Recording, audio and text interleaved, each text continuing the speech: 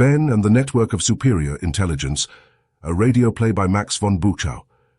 Language editing, Constanze Taylor. Chapter 1, Arrival. Chapter 8, Eula Alpha. The large elderly tanker truck turned off the road directly onto the station forecourt, honked twice, and then stopped right in front of a couple with 2 children. A short and stubby man with a ponytail and weather-beaten skin opened the driver's door and grinned broadly. Ben looked at him intently and then spread his arms wide. "Hombre, Esteban, I'm really happy to see you again after all these years, and you haven't changed a bit. The Basque country just produces damn good material."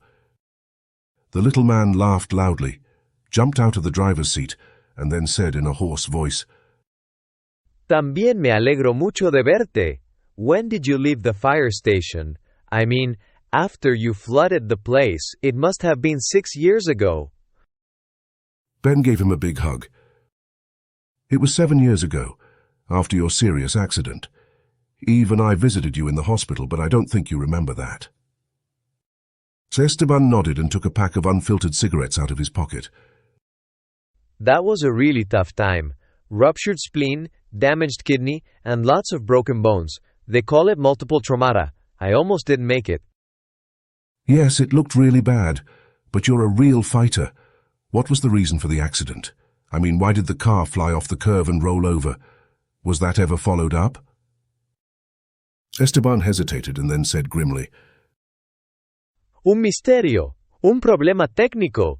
That's what they said at the control center. The brakes didn't work. But no one knows why. They investigated everything possible, but no one knows the reason why. Now let's talk about something else. Eva, I'm glad you're back. And that you brought your children with you. They are almost as beautiful as their mother." Eve laughed and hugged Esteban as well. "I completely forgot that you're a true Spanish gentleman." "No, not a Spanish gentleman. There's no such thing as a Spanish gentleman. There might be a caballero vasco. But that's not so important. What are the names of these 2 cuties?" He pointed to the boy and girl. Eve laughed. This is Janek. He's already 6, and the little lady is Francesca. She's still 4, but she'll be 5 soon. Esteban waved to the 2 of them.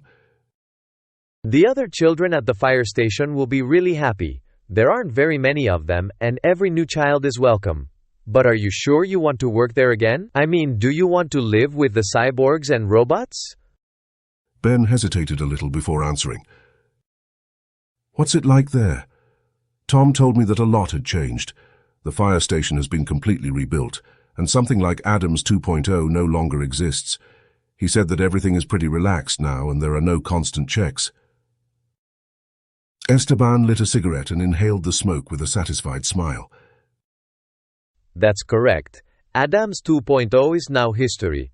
Nobody needs a coordinator like that anymore. As far as I understand, there is now a Red de Robots, a kind of network of androids. Some also say, una comunidad de inteligencia superior." Ben looked at him in surprise. "A community of androids? Or do you mean of superior intelligence? What does that mean?"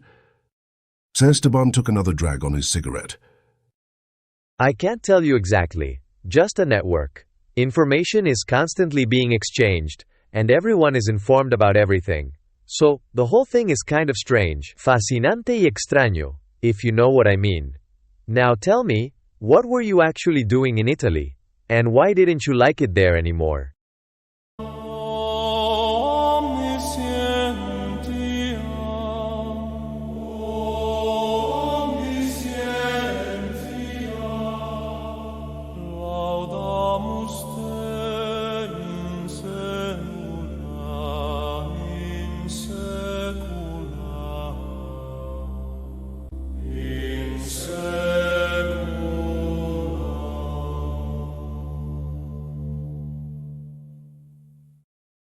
Chapter 8. Ben opened the windows, extinguished the tobacco embers with the pipe tamper and placed the pipe on the windowsill. Shortly afterwards, the doorbell rang and Eula Alpha stood in the doorway. "I hope I'm not disturbing you. I regret that I failed to mention the smoke detectors that have been installed throughout the building. If you want to use your pipe inside the rooms, you should give the control center a quick heads up. Then the ventilation can be turned up and the smoke detectors won't go off. The android wore a long jacket with a hood, which he had pulled over his head. The grey fabric concealed his alpha symbol and made the android look like a friendly monk. Ben nodded briefly and invited him into the apartment. However, ULA Alpha remained standing in the doorway. As I said, I didn't want to disturb your family life and actually just wanted to discuss something with you briefly. If you agree, you could accompany me. I'd like to show you something. Ben hesitated, finally nodded and put on his shoes. ULA Alpha led Ben to the main building, opened the door to a small stairwell and ran to the top floor. There was a small platform from which the entire site could be overlooked. Ben watched the area covered by the glass dome and the adjacent forest. ULA Alpha pointed to the entire complex and then turned to Ben. The fire station management is responsible for a huge forest area and over 100 employees. And as you can imagine, we are faced with increasing challenges. That is why intensive cooperation between all parties involved is necessary, and good communication is particularly important. We already knew from your application that you had dealt extensively with all aspects of forest firefighting. We can also see that you are ready to take on responsibility and that you have the ability to work on solutions to all problems. And of course, we know that this is not something that can be taken for granted and that not all of our colleagues are capable of doing this. Ben looked at ULA Alpha from one side. Thank you for your kind words, but I haven't started my work yet. Such praise may be a little premature. When you talk about residents who take on responsibilities and others who don't like to do so, are you referring to humans or androids? ULA Alpha seemed to smile again. That applies to both. Humans and androids are probably very similar in that respect. That's why it's so important to support everyone who is committed and wants to improve things. Ben remained cautious. It's a good thing that such people should be supported. But what exactly do you mean by that? ULA Alpha looked at the forest for a long time and then said slowly, Well, support doesn't mean financial rewards. It's more about access to all the information and data that can help solve a problem. Ben remained suspicious and listened attentively. I see, so data and information are the privileges. We wouldn't call it privileges. That could sound like unjustified favoritism, which is not what we mean. And what exactly is meant by that then? Anyone working on solving a problem needs all the important information. When looking for new solutions, all possibilities should be explored. But before solutions are put into practice, we need to know whether they work. You talked to Robert about planting new tree species that have been genetically modified. And you wondered what impact the spread of such trees of the future might have. For questions like these, we need all the necessary information, and we should test the answers in a kind of simulation process. Ben looked at ULA Alpha questioningly. Surely that can help to identify the good ideas and weed out the ineffective ones. So what's wrong with using all the options available? ULA Alpha pointed to the forest and then looked at Ben. As I said, we believe you have good ideas and the skills to implement them, but to do so, you will need the necessary support. That means all the important information and help with fast data processing. And when we say fast, we mean fast, faster than humans can imagine. Ben nodded. I see, you throw all the data into your supercomputer and get all the important results in no time at all. ULA Alpha looked at Ben and put his hand on Ben's shoulder. That's how it used to be done. But now it's much easier, much faster, and above all, much better. Ben narrowed his eyes. Well, tell me what you want from me. We wanted to suggest that you connect to our network. That would make everything much easier. What do you mean by connect? We'll give you direct access to our data network via an internal interface.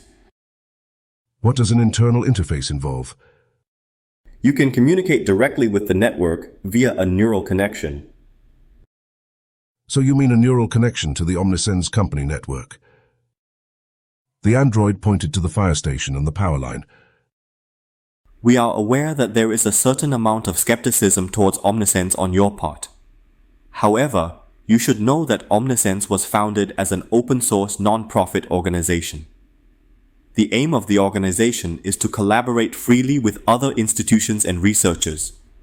Of particular importance is the further development of artificial intelligence, the identification of potential risks, and the development of control mechanisms. The organization therefore intends to make all new research results and patents available to the public. Of course, there are now collaborations with large institutions and companies. A significant portion of the advertising revenue generated from these collaborations is used to financially support non-profit organizations and institutions. ULA Alpha paused and then looked at Ben kindly. The construction of the new fire station, staffing and financing the running costs would not be possible at all without Omnisense. In other words, without this organization, a project of this kind would not exist. So, we all have the opportunity to participate in a unique project, work innovatively, and initiate forward-looking developments. I think we should take this opportunity. What do you think? When Ben returned, he had to relate every detail of his conversation with ULA Alpha. Eve kept shaking her head and finally asked, What exactly does a neural connection to this organization's network mean? Ben hesitated for a moment. I asked ULA Alpha that as well. He said it would be very easy for people with neural implants. The implants could be used as an interface, and with the cyborg's consent, direct wireless transmission would be possible.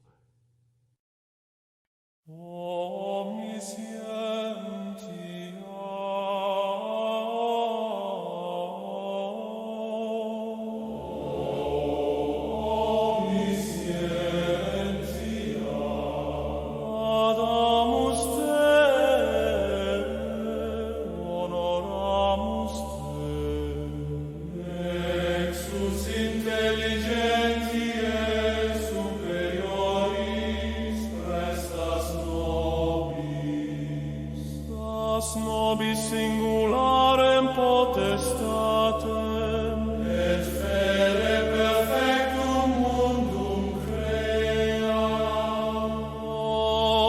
omniscientia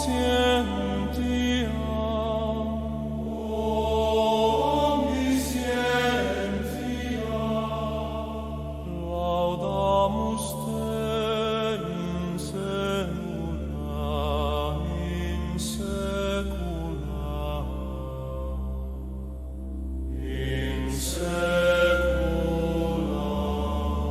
in secula